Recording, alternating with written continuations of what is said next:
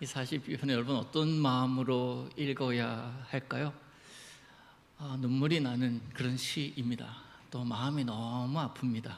왜 아픈지를 그리고 그 아픈 거를 어떻게 회복하는지를 우리 말씀 통해서 함께 생각해 보도록 하십시다.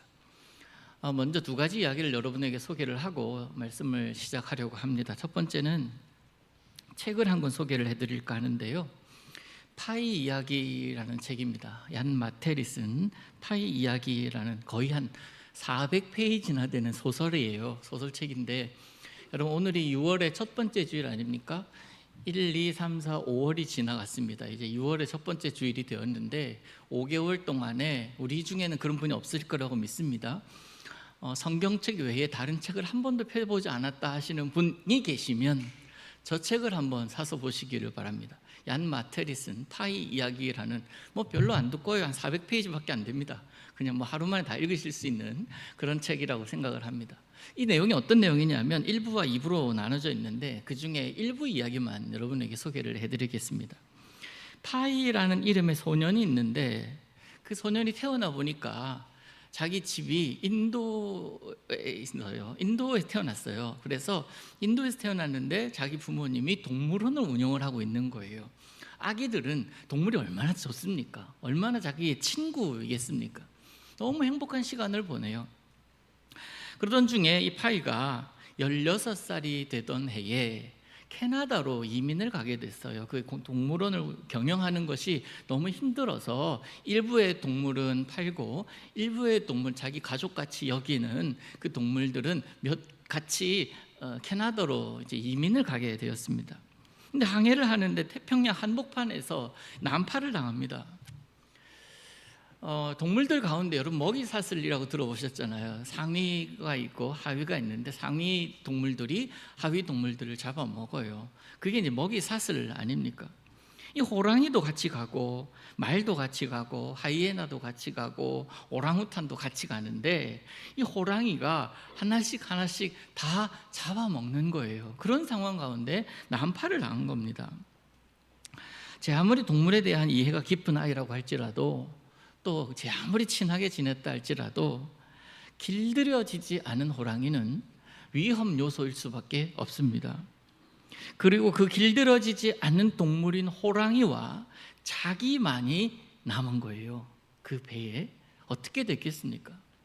그 망망대해 같은 그 태평양을 건너야 하는데 배는 난파가 되었고 호랑이가 자기 안에 앞에 덕하니 서 있습니다. 얼마나 두려웠겠어요. 얼마나 위기 상황이었겠습니까? 그런데 이 글의 결론이 뭐냐면 이 둘이요 친구가 돼요.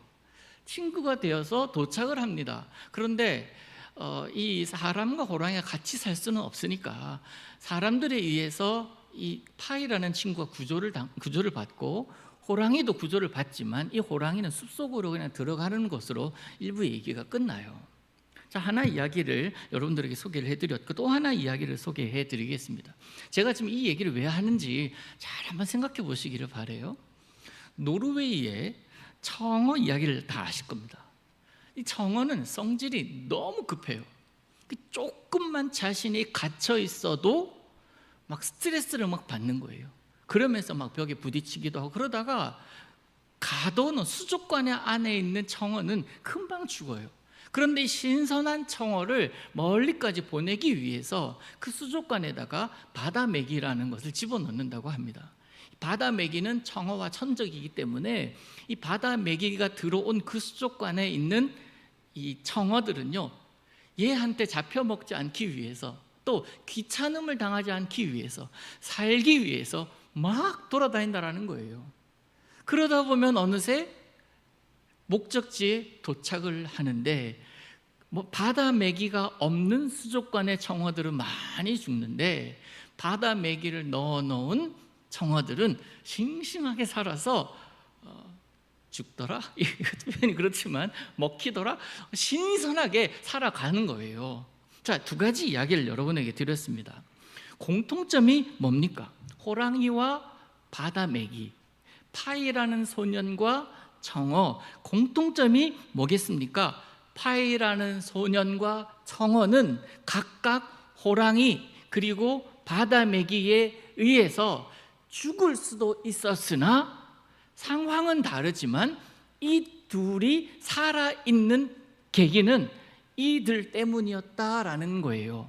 다시 말해서 이 존재는 두려움의 존재고, 나를 해칠 수 있는 존재고, 나를 못 살게 구는 존재고, 나를 힘들게 하는 존재이나, 돌아보니 이들에게는 얘네들이 너무나 소중한 존재들이다라는 거죠. 자, 여러분 이걸 생각하면서 오늘 본문을 한번 보겠습니다. 오늘 그걸 얘기해 주고 있거든요. 살면서 고난을 경험하지 않는 사람은 없습니다. 마음 힘든 일 당하지 않는 사람은 없습니다. 너무 슬퍼서 눈물 나지 않는 인생을 살아가는 사람은 없습니다. 그런데 그 슬픈 일, 눈물 나는 일, 너무나 힘든 일, 그 일로 인해서 어떤 사람은 일어나고요, 어떤 사람은 무너지더라고요. 그래서 그 일만 없었으면 좋았을 텐데 라고 생각하는 그 일 때문에 무너지더라고요, 넘어지더라고요. 자, 여러분 어떤 부류의 여러분이십니까? 쉽게 얘기하면은 고난을 어떻게 바라보느냐라는 거예요. 오늘 본문을 보시면 그렇습니다. 본문을 지은 이가 고라자손이라고 해요. 마스길은 교훈이라는 뜻이고요. 고라자손의 교훈입니다. 인도자를 따라 부르는 노래라고도 소제목에 적혀 있죠. 고라자손은 성전에서 예배를 인도하던 사람들이었습니다. 찬송하던 사람들이었고 예배를 집례하던 사람들이었습니다. 이 성전 예배를 지도하고 인도하던 자들인데, 이 글을 연구하고 이들의 배경을 아는 학자들의 견해에 따르면 이 고라 자손들이요, 이스라엘 북쪽 국경 바깥으로 추방되어 있는 상태예요. 그러니까 내 나라에 살지 못하고, 그러니까 내가 드리는 예배의 장소에 와서 예배하지도 못하는 그런 상황입니다. 여러분 이런 상황 여러분 다들 경험하셨을 거예요. 언제요? 코로나 때 경험하셨잖아요. 가고 싶은데 몇 명만 오래, 가고 싶은데 평수 딱 정해가지고 몇 명만 참석할 수 있대. 이런 경험 여러분 하셨잖아요. 가고 싶은데 못 가요. 현장 예배를 드리고 싶은데 드리지 못합니다. 저도 과테말라 있을 때 이 코로나 터진 이후로 온 주말이 다 출입 금지를 떠나서요, 통행 금지 명령으로 인해서 토요일과 주일은 집 안에서 꼼짝 못했어요. 거기는 아직 백신이 없었기 때문에, 백신이 안 들어온, 늦게 들어온 나라이기 때문에, 그래서 그냥 죽어가는 사람들이 너무 많았거든요. 그러니까 주말이 되면은 도로가요, 그렇게 막히던 도로가 그냥 비행장 활주로예요. 다닐 수 있는 자격이 있는 사람들은요, 경찰들, 그리고 소방관들, 그리고 의사들, 그런 사람들만 다닐 수 있지 그 외에는 그 누구도 허락하지 않았었거든요. 그런 상황이 되니까 현장 예배 드리고 싶은데, 교회 가서 예배하고 싶은데, 그런데 예배하지 못하는 상황이 우리는 참 많이 있었지 않습니까? 지금 고라 자손이 그런 상황 가운데 한탄하면서 가슴 찢어지게 아파하면서 부른 노래가 이 글이에요. 그러니까 제가 설교 서두에 말씀드렸듯이 이 글의 뉘앙스는요, 눈물 나는 시라는 거예요. 너무 힘든 시라는 거예요. 우리는 다음 주에도 교회 와서 예배할 것을 믿고 살아갑니다. 그런데 어떻습니까? 그렇게 하지 못하는 상황이, 우리는 뜻밖의 상황이 발생하는 것을 보거든요. 분명한 것은 추방당한 지금 이들은 성전에서 예배하지 못하고 있고 찬양하지 못하고 있고 예배조차 드리지 못하고 있는 그런 상황이라는 것입니다. 저기 한 구석에 너희 여기 들어가서 나오지 마, 이런 상황인 거예요. 그런 상황, 성전의 예배를 인도하고 찬양을 인도하던 그런 영적 리더십들의 모습을 향해서 세상은 어떻게 얘기하냐면, 오늘 본문 상반절을 한번 보십시오.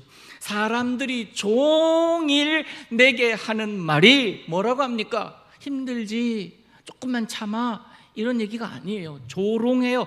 네 하나님이 어딨니?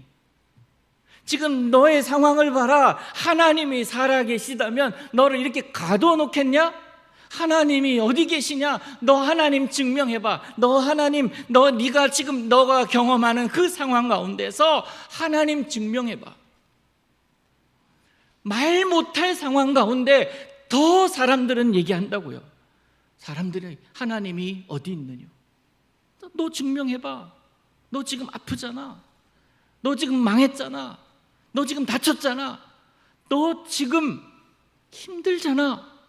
그러면 하나님이 나타나셔서 회복시켜 주시든지 막든지 하셔야지. 그래야 하나님이지. 지금 네 꼴을 보라고.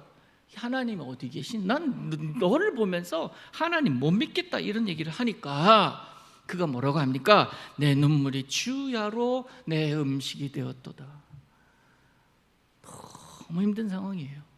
너무 어려운 상황이에요. 이 말이 자신에게는 어떻게 다가온다고 합니까? 본문 10절 보십시오. 내 뼈를 찌르는 칼같이 라고 얘기합니다. 내 뼈를 찌르는 칼같이 날 찌른대요. 날 너무 힘들게 한대요.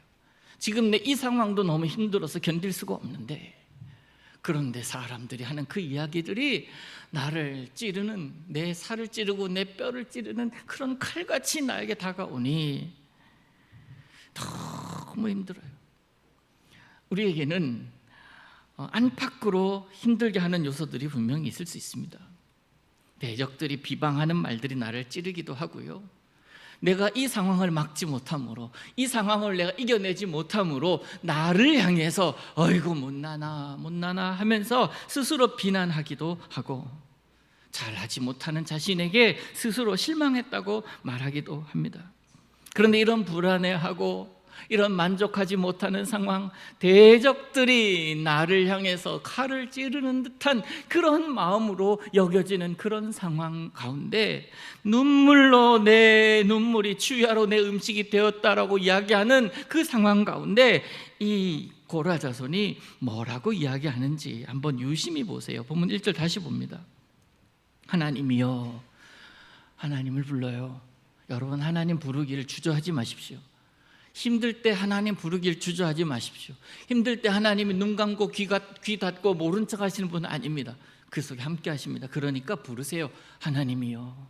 그 다음 뭐라고 합니까? 내가 이런 존재인데요, 시냇물을 찾기에 갈급함같이 내 영혼이 주를 찾기에 갈급하니이다. 사슴이 시냇물을 찾기에 갈급해함같이, 사슴이 목마르면 사슴의 식도가 어떻게 되어 있는지 여러분 아십니까? 사슴의 식도는요, 납작해요. 우리는 그냥 뭐 동그랗게 파이프같이 이렇게 줄어들었다 늘어났다가 한다 하더라고요. 잘 모르지만 그렇다고 얘기를 해요. 근데 사슴의 식도는 사람의 식도랑 좀 다르대요. 이게 좀 납작해서 이 식도에 좀 촉촉함이 있어야 그래도 괜찮은데, 마르기 시작하면 이게 붙으면서 따가워서 견딜 수가 없어 한대요. 그러니까 이 사슴이 따가워서 목에 뭐 축축한 게 하나도 없으니, 젖어 있는 게 없으니 따가워서 견딜 수가 없습니다. 목에 삼킬 수가 없습니다. 미칠 지경입니다. 그래서 시냇물을 찾기에 갈급해함같이라고 얘기하는 거예요. 자기 자신이 그렇다라는 거예요. 견딜 수가 없다라고 얘기를 하고 있는 겁니다. 아, 단순히 목이 마르구나 이게 아니에요. 죽을 것 같다라는 뜻이에요. 그것처럼 나도 죽을 것 같습니다. 기도하고 있는 거예요. 힘든 상황에서 누군가의 탓을 하고 있는 게 아니라 기도하고 있는 거예요. 하나님을 부릅니다. 여러분, 마음의 상실함, 지침, 외로움, 상처, 이런 것은요, 다른 곳에서 해결할 수가 없어요. 주님 불러야 돼요. 주님 찾아야 돼요. 왜? 우리는 하나님의 사람이기 때문에 그렇습니다. 그것 잊지 마십시오.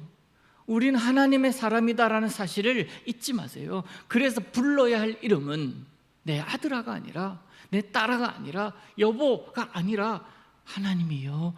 내 마음이 어려울 때에, 마음이 지칠 때에 조용히 주의 전에 나와서 조용히 기도실을 찾아서 하나님이요 하면서 그 갈급한 마음을 하나님 앞에 드러내 보이시기를 바라요.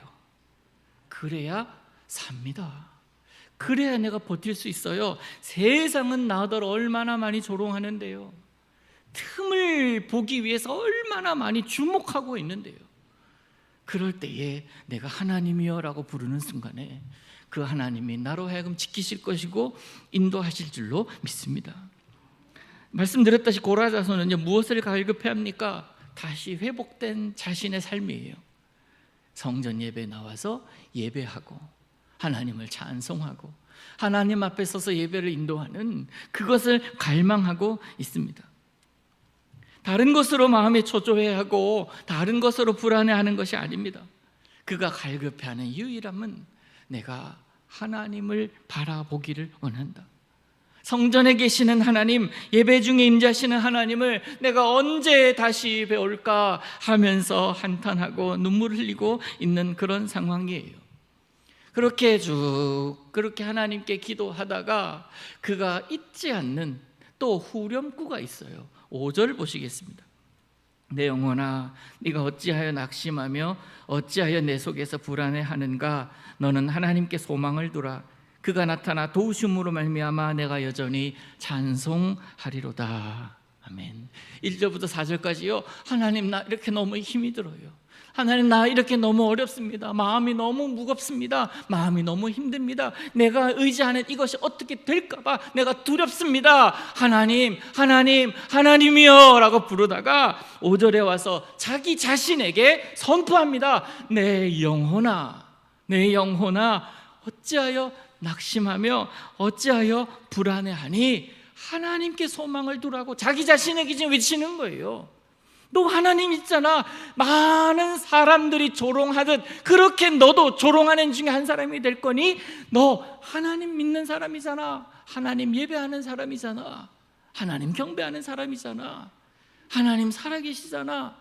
그 하나님께 소망을 두라고 그가 나타나서 도우시는 것으로 인해서 너 오히려 찬송할 거야. 찬송할 만한 이유가 없는 상황이에요. 아직까지 힘들어요. 아직까지 마음이 어렵습니다.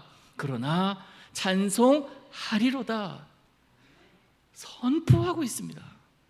장차 올 그 사실을 미리 당겨와서 선포하는 거예요. 걱정 미루게 하라 하셨죠? 제가 걱정을 미루라고 말씀하셨잖아요. 그런데 소망은 당겨오는 거예요. 근데 바뀐 인생으로 살아가기 때문에 우리가 늘 불안한 거예요. 늘 초조한 거예요. 걱정을 당겨서 합니다. 소망은 보이지도 않아요. 그게 사탄이 우리 눈을 가리기 때문에 그런 것 아니겠습니까? 11절도요 글자 한자 틀리지 않고 똑같습니다. 소망 두라고 여전히 하나님을 찬송하리로다.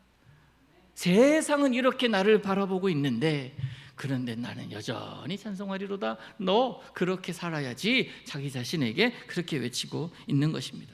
근데 어쩌면 5절과 11절은요 이 시편 42편의 후렴이에요.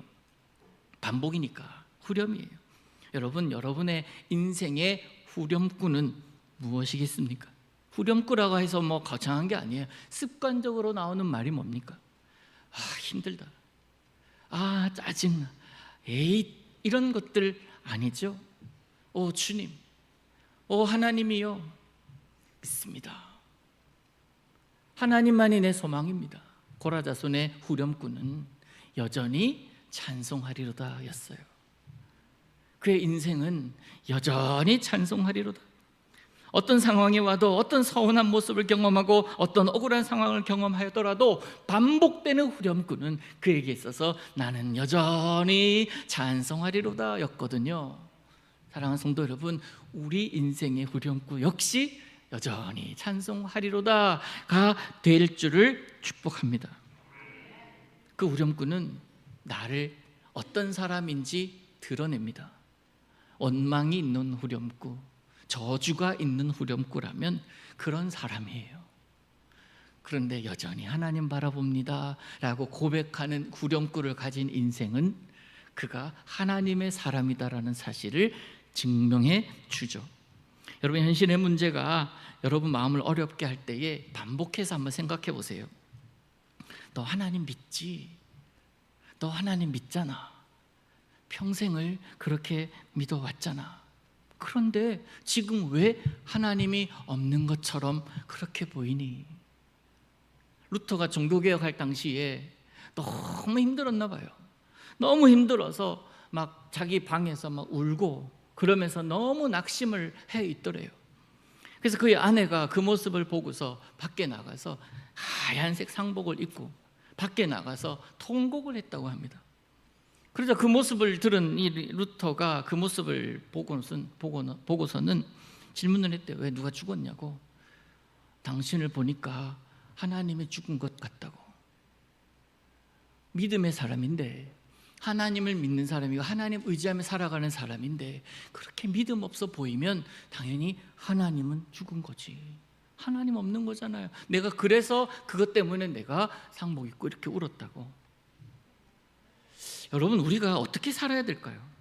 하나님이 나의 도우심임을 입으로는 고백하고 경배하세 경배하세 하나님을 찬양하고 하나님을 높이는데 내 마음은, 입술은 높이는데 마음은 여전히 불안해하고 있는 것은 아닙니까? 여전히 나는 찬송을 하고 싶은데 내 마음이 찬송할 기분이 아니어서 찬송하지 않고, 내 상황이 기도할 상황이 아니라 빨리 이 문제를 해결해야 될 상황이라서 기도는 나중에 이거 해결하고 나면 하겠다는 생각을 하면서 살아가고 있는 것은 아닙니까? 그런 모습은 어떤 모습이에요? 하나님은 뒷전이에요. 내가 내 인생의 문제는 내가 해결한다, 내가 주인이 된 인생 아닙니까? 우리 모든 상황이에요. 모든 상황에 있어서 하나님이 뒷전이면 난 예수 믿는 사람 아니에요. 하나님이 먼저 생각이 나고 하나님이 이 문제의 해결, 유일한 문제의 해결이시다라고 고백이 된다면 그 문제에 내가 파묻히지 않고요, 그 문제를 객관적으로 보게 돼요. 그러면서 그 문제에 하나님이 개입하시면 끝나네, 이것으로 끝난다고요. 그런데 사탄은 그것 생각 못하게 여기에 계속 몰두하게 합니다. 이 문제를 해결할 수 있는 그런 상황, 사람, 그런 능력, 그것을 자꾸 찾아요. 그러다가 그로 인하여 절망하죠. 결국 하나님이 그 문제 해결인데 엉뚱한 것 가지고 풀었으니 그게 온전히 해결이 되겠습니까? 사랑하는 성도 여러분, 주님이 풀지 못할 문제는 없고 주님의 십자가가 해결하지 못한 인생은 없습니다. 인생의 문제에 의해서 힘들어하고 뜻되지 않는 상황 속에서 놓여서 고민하는 그런 상황이 있다면 여러분 기억하십시오. 스스로 선포하세요. 하나님께 소망을 두라. 그리고 그 소망이신 하나님을 나는 어떻게 한다고요? 여전히 찬송하리로다. 해결되지 않는 상황에서도 말이에요. 5절에서 그런 얘기를 하잖아요. 내가 여전히 찬송하리로다. 11절에서도 얘기하잖아요. 여전히 찬송하리로다. 그런데 여전히 찬송하는데 낙심되는 일이 완전히 사라지지 않아요. 또 생깁니다. 또 일이 있어요. 또 문제가 발생합니다. 뜻밖의 어려움을 당합니다. 거기서도 여전히 하나님께 소망을 두고 여전히 찬송하다 보면 문제는 또한 해결돼요. 그리고 끝입니까?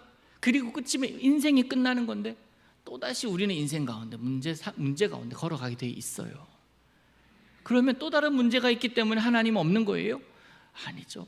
그 문제 속에서도 하나님을 발견하는 거예요. 그러니까 날마다 하나님과 동행하는 것이 바로 문제 속에서 하나님이 발견되니까, 어려운 상황 가운데 하나님의 손길, 도우시는 손길을 내가 경험하게 되니까 그로 인해 찬송할 것이 끊어지지 않는 인생인 거예요.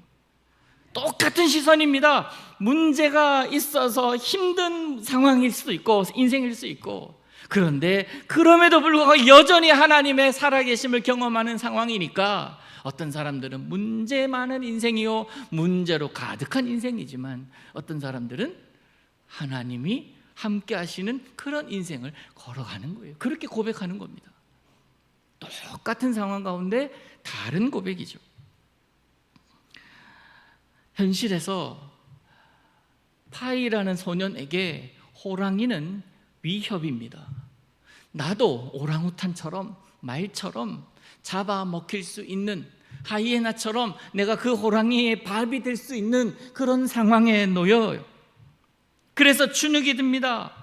바다 메기 때문에 저것만 없으면 내가 편안할 텐데, 저것만 없으면 내가 유유히 수영할 텐데, 즐거울 텐데, 자기가 죽어가는 것도 모르고 바다 메기로 인하여 싱싱하고 건강하고 근육질의 그 고기가 되는 다른 사실을 모르고 저것만 없으면 될 텐데, 여러분, 저것이 있어서 하나님이 드러나는 것이고, 저것이 있어서 내가 하나님을 경험하게 된다는 거예요. 그 저것을 외면할 것이 아니라 오히려 저것으로 인해서 하나님을 보기를 원한다고, 그러면서 여전히 찬송하겠다라고 노래하는 인생, 여러분, 그런 인생을 사시기를 소망합니다. 느헤미야 4장 보면 이런 얘기가 나와요. 4장 11절에 이런 말씀이 있습니다. 우리의 원수들은 이르기를 그들이 알지 못하고 보지 못하는 사이에 우리가 그들 가운데 달려 들어가서 살육하여 역사를 그치게 하리라. 이게 무슨 얘기냐면, 느헤미야가 내 나라의 소식을 듣습니다. 성이 황폐해져 있다, 무너져 있다. 그런데 그것으로 인해서 온 이스라엘의 백성들, 온 유다의 백성들이 다 상심해 있다. 제대로 된 리더십이 없어서, 그리고 악한 것들에게 붙어서 우리 민족 가운데도 친일파들이 있었잖아요. 그런 것들로 인해서 기득권층이 우리를 일어나지 못하게 하고 있고 성전 회복을 못하게 하고 있는 그런 소식을 듣습니다. 아닥사스다 왕에게 제가를 얻습니다. 내가 가고 싶습니다. 예루살렘으로 돌아와요. 정말 완전히 황폐한 성을 보면서 눈물을 흘립니다. 그리고 그 뜻을 같이 하는 자들과 함께 재건하려 합니다. 많은 이스라엘 백성들이요, 회복에 동참을 하는데 뜻밖의 난관에 부딪힙니다. 여러분 잘 아는 산발랏과 도비야 같은 인간들이요, 그들에게 다가와서 비아냥합니다. 니네들이 무슨 기술로, 무슨 능력으로, 무슨 힘으로 다시 지을까? 지어본들 여우가 올라가도 무너질걸. 니네 능력 없잖아. 니네 실력 없잖아. 니네 무슨 힘으로 그거 세울래? 방해합니다. 성벽이 점점 그럼에도 불구하고 올라갑니다. 그런데 그 방해의 강도도 점점 세워집니다. 방해의 강도가 세워지니까 이스라엘에게 느헤미야가 선포하는 게 느헤미야 4장 14절 말씀인데요, 이런 말씀을 합니다. 너희는 그들을 두려워하지 말고, 두려워할 대상이 그들이 아니다라는 거예요. 지극히 크시고 두려우신 주를 기억하고, 우리가 두려워할 대상은 그들이 아니라 하나님이시다는 거예요. 느헤미야는 너희는, 일을 하고 있는 사람들을 향해서 외칩니다. 너희는 그들을 두려워하지 말고 지극히 크시고 두려우신 그 주를 기억하고 너희 형제와 자녀와 아내와 집을 위하여 싸우라. 그렇게 느헤미야가 선포합니다. 내가 두려워할 대상이 누구라고요? 이 상황이 아니라고요. 속지 말아야 해요. 이 상황, 이 문제가 아니라 두려워할 자는 하나님밖에 없다라는 거예요. 무엇을 두려워합니까? 하나님을 향해서. 하나님이 우리에게 진노하실 것, 우리를 외면하실 것 아니에요. 하나님을 내가 못 느낄까 봐. 하나님은 여전히 살아계시고 여전히 그들에게 역사하시는데 내가 그 사실을 잊을까 봐 그것 두려워하라는 거예요. 문제에 파묻히지 말고, 어려운 상황에 파묻히지 말고 하나님 기억하고 회복하자. 그래서 우리 하나님을 두려워하고 싸우자라고 권면하고 있는 겁니다. 여러분, 삭이라는 짐승 아시죠? 삭이라는 짐승이 있는데요, 살쾡이라고도 합니다. 그 지역마다 이름이 굉장히 독특해요. 고양이과에 속해 있는 살기인데, 이 녀석이요, 좀 재밌는 그 영상을 하나 봤는데, 나무 위에 다람쥐가 있어요. 다람쥐를 먹고 싶어요, 살기라는 짐승이. 근데 이 살기라는 짐승이 나무에 올라가지를 않아요. 어떻게 이 다람쥐를 결론은 먹었습니다. 어떻게 먹는지 아세요? 밑에서요, 저 위에 다람쥐가 있잖아요, 뚫어지게 쳐다봅니다. 계속 쳐다보여요. 아무것도 안 해요. 계속 그냥 그 레이저를 쏘듯이 막 그 살기 다람쥐를 향해서 막 쏴댑니다. 그러면요, 다람쥐가 저 살기 나를 보고 있다라는 그 사실 하나만으로요, 다람쥐가 막 왔다 갔다 해요. 안 올라와도 계속 왔다 갔다 해요. 안절부절 못하다가 이렇게 막 왔다 갔다, 여기 올라갔다 저기 올라갔다 하다가 얘가 두려워가지고요, 갑자기 떨어져요. 그러면서 동물학자들 얘기는 뭐냐면, 왜 떨어졌냐면 두려워서 운동신경이 마비된대요. 재밌지 않습니까? 영상 혹시 한번 보시면 그거 보십시오. 굉장히 은혜가 돼요. 다람쥐 그 가정에는 내가 좀 미안한 이야기지만 막 혼자 막 이렇게 안절부절 못하다가 갑자기요 뚝 떨어져요. 그러니까 살은 그냥 물고 가요. 얘가 왜 떨어졌냐? 운동신경 마비. 자, 우리가 어떤 존재입니까?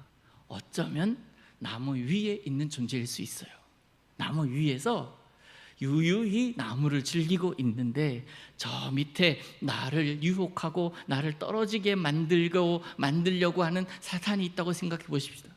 자꾸 의식이 가는 거예요. 나 떨어지면 안 돼, 떨어지면 안 돼, 떨어지면 안 돼. 예전에는 나무를 막 이쪽으로 넘고 저쪽으로 넘고 했는데 그 녀석 때문에 신경을 쓰여가지고요, 계속 내가 즐기지를 못해요. 그러다가 잘못 발 디뎌가지고 뚝 떨어진 거예요. 이런 다람쥐 같은 인생이, 우리 인생이 얼마나 불쌍합니까? 너는 쳐다봐, 난 즐길 거야. 이게 우리 인생이어야 되지 않아요? 예수 믿는 인생이 그런 인생이 되어야 되지 않겠습니까? 다람쥐가 피할 길이 없습니까? 있잖아요. 뭡니까? 신경 안 쓰면 돼요. 삭 안 보면 돼요. 괜히 같이 눈 마주쳤다가 운동신경이 마비돼가지고 뚝 떨어지는 그런 어리석은 자가 아니라 우리는 바라볼 게 있는 사람들입니다. 사탄이 아니라 저 삭 동물이 아니라 뭘 바라봐요? 하나님 바라봐야 돼요. 하나님 바라보면 나무를 즐길 수가 있어요. 나무를 이쪽 나무 저쪽 나무로 뛰어다닐 수도 있고요, 저쪽 나무에 있는 사람과 교제하다가 또 이쪽 나무에 있는 사람과 교제하기도 하고요. 그렇게 교제하는 동안에 예수 믿는 사람 만나면 말이 통하는 그러한 거룩함도 느끼게 되고요. 그러다 보면 내가 하나님의 자녀임이 증명되는 그런 시간을 갖게 되기도 합니다. 그런데 무서우니까 자꾸 신경 쓰고 쳐다보니까 다리에 힘이 풀려버려요. 나도 절망합니다. 나도 낭망합니다. 상황 때문에 그렇습니다. 그때 계속 불러야 될 후렴구는 뭡니까? 여전히 찬송해야지. 하나님께 소망을 둬야지. 여러분, 그리스도인들이 바라볼 것은요, 나를 힘들게 하는 대적이 아니에요. 그 대적들은요 그냥 지나가요. 나를 불안하게 만드는 현실 지나갑니다. 느헤미야가 외쳤던 것처럼 그들 두려워하지 말고 지극히 크신 주를 두려워하라. 그리고 그를 기억하라는 말씀을 잊어서는 안 됩니다. 힘들수록, 문제 가운데 있을수록 이 상황 해결되면 내가 해볼게, 이 어려움 막으면 내가 뭔가 해볼게 아니에요. 그 순간이 주님을 만나야 될 순간이고, 그 순간이 주님을 찾아야 될 순간이요, 주님 앞에 나와야 해결됩니다. 여러분, 주님밖에 해결이 없어요. 십자가밖에 해결이 없다고요. 입으로만 고백이고 머릿속에만 고백이 아니라 여러분의 온 몸과 영과 혼이 그 말씀에 반응하기를 축복합니다. 우리에게 주신 오늘 말씀의 제목 다시 한번 볼까요? 내 인생의 후렴구예요. 내 인생의 후렴구. 후렴이란 노래 각 절마다 반복되는 부분입니다. 노래의 마지막에 부르는 부분이 아니에요. 절마다 반복되는 부분이에요. 반복이라서 때로는 그 곡 앞부분은 몰라도 이 후렴구는 알기도 합니다. 찬송가 중에 그런 찬송가 있잖아요. 내용은 잘 모르게, 앞에 건 모르겠는데 뒤에 있는 것들은 아는 것들이 여러분 많지 않습니까? 그렇게 생각날 때가 있거든요. 언제나 어디서나 그리스도인들이 불러야 될 후렴구가 있습니다. 정해드릴게요. 고민하지 마세요. 따라합니다. 내가 여전히 찬송하리로다. 내가 여전히 찬송하리로다. 이것이 우리 감천교회 모든 성도들의 후렴구 되기를 주의 이름으로 축복합니다. 기도하겠습니다. 은혜의 주님, 내 인생의 후렴구를 정하려 합니다. 나에게 내 인생에 여전히 찬송하게 하시고 여전히 찬송하리로다 결단하는 인생이게 하여 주시옵소서. 무슨 상황이든지 어떤 형편이든지 그 가운데 하나님을 갈망하는 자가 되게 하여 주시고 그 하나님의 이름을 오히려 찬송하는 자 되게 하여 주시옵소서. 주님, 우리에게 믿음을 더하여 주옵소서. 예수님의 이름으로 기도하옵나이다. 아멘.